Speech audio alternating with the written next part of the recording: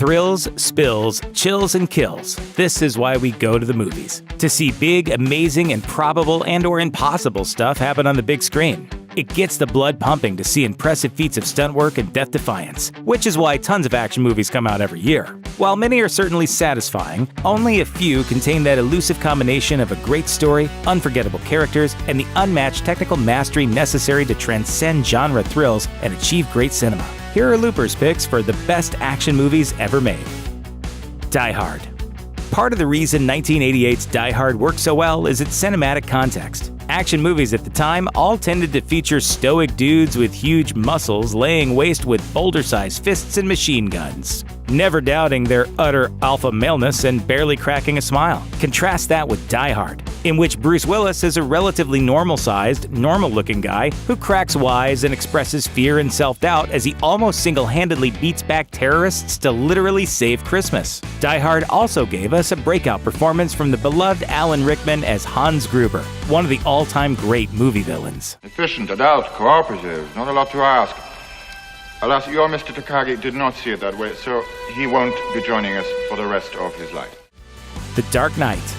Christopher Nolan's Dark Knight trilogy is really more like one long movie, but the middle part is definitely the best chapter, showing the result of Bruce Wayne's training in Batman Begins and the start of what will play out in The Dark Knight Rises. 2008's The Dark Knight is arguably the best-made superhero movie of all time, with a tone that reflects the character and shows utter faithfulness to the comics it's based on. What would I do without you? Go back to ripping off mob dealers? No. You complete me. The French Connection.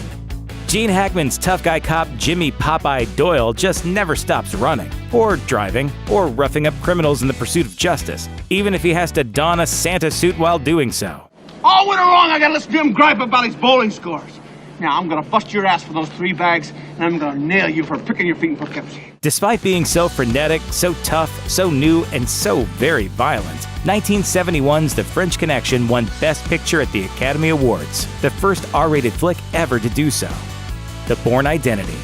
In 2002, as the James Bond franchise was slumping its way through an era of stale, lazily delivered cliches, The Bourne Identity hit theaters. A refreshingly modern, wholly American spy movie that reflected a more modern environment of geopolitics. Matt Damon's ultra-trained super warrior doesn't know who he is, but he's definitely aware of his own incredible fighting abilities. Thanks to the paranoid, shaky camera work and urgent pace, the audience rarely knows more than Jason Bourne does, and as a result, they never quite get to take a breath either.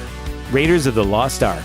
It's supposed to be an homage to the action-adventure serials that director Steven Spielberg and producer George Lucas grew up watching in the 1950s. But the thing is, those often weren't very good movies. 1981's Raiders of the Lost Ark, however, completely overshadows its source material and is nearly a perfect film. Every scene is crowd-pleasing, particularly the iconic action sequences.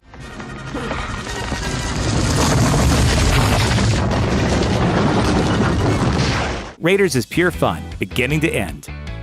RoboCop. 1987's RoboCop is a violent, action-packed futuristic cop movie. Or is it a violent, action-packed futuristic cop movie that satirizes violent, action-packed movies from the 80s? You have the right to remain silent. You.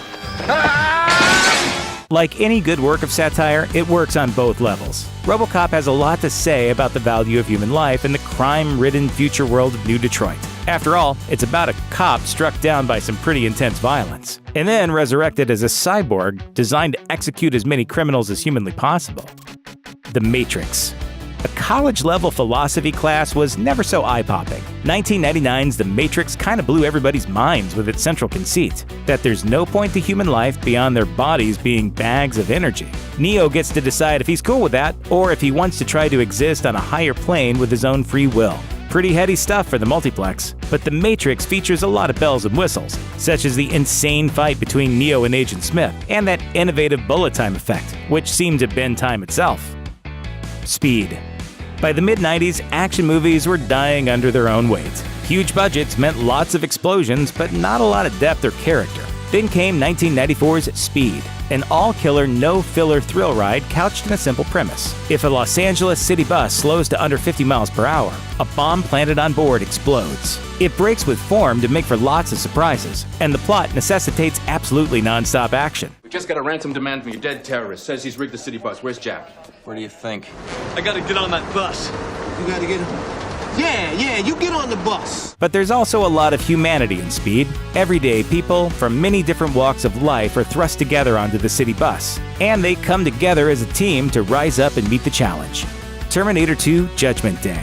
The original Terminator from 1984 is pretty fantastic in its own right. Dark, gritty, weird, and menacing, all with a charming, low-budget air. The 1992 follow-up, Terminator 2, was one of the most expensive movies of all time, but the money is all up there on the screen.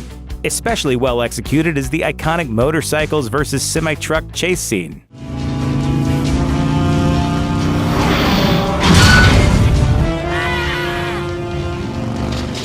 And every time a puddle of liquid metal reshaped itself into that evil Terminator, still cool, and still looking state-of-the-art after more than 25 years. Bullitt.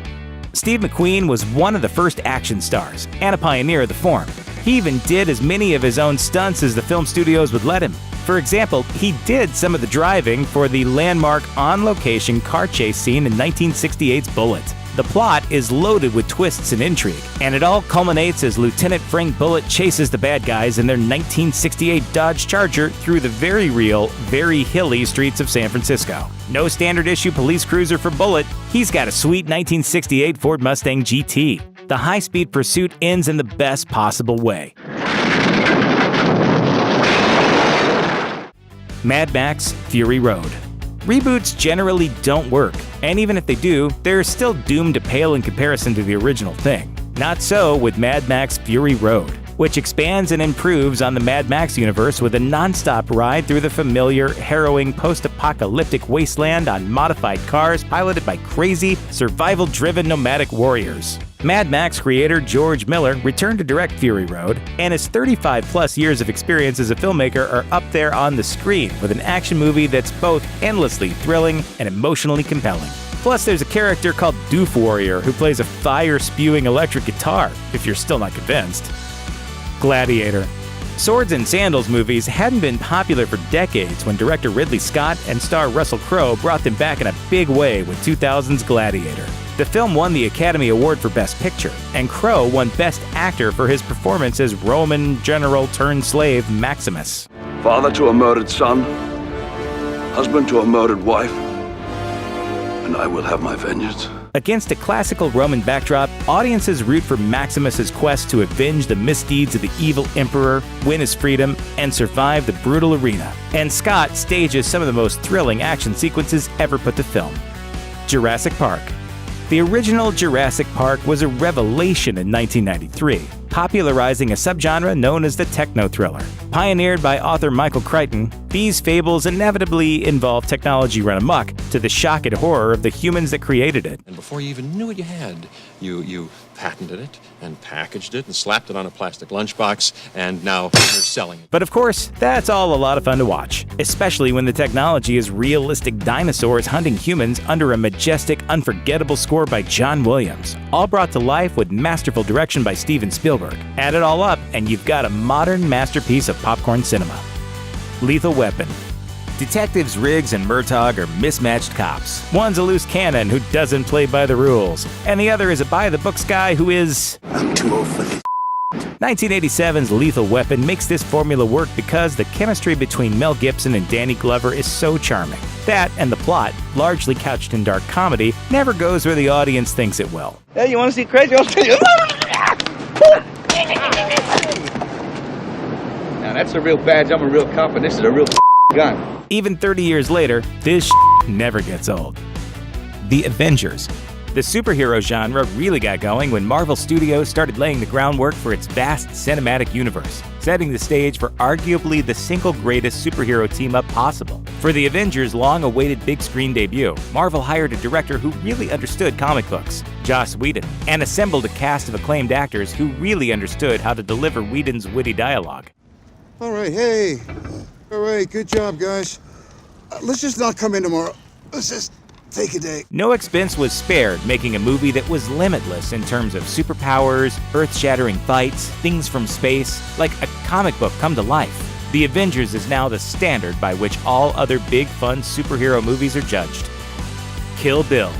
Quentin Tarantino's Kill Bill is an epic tale of revenge, centered on a hero of near superhuman abilities and unrelenting focus, but with enough vulnerabilities and human motivation to make audiences root for her. Uma Thurman's bride goes on a quest to locate and murder every member of the squad that left her for dead years earlier, and find the baby she was pregnant with at the time of the attack.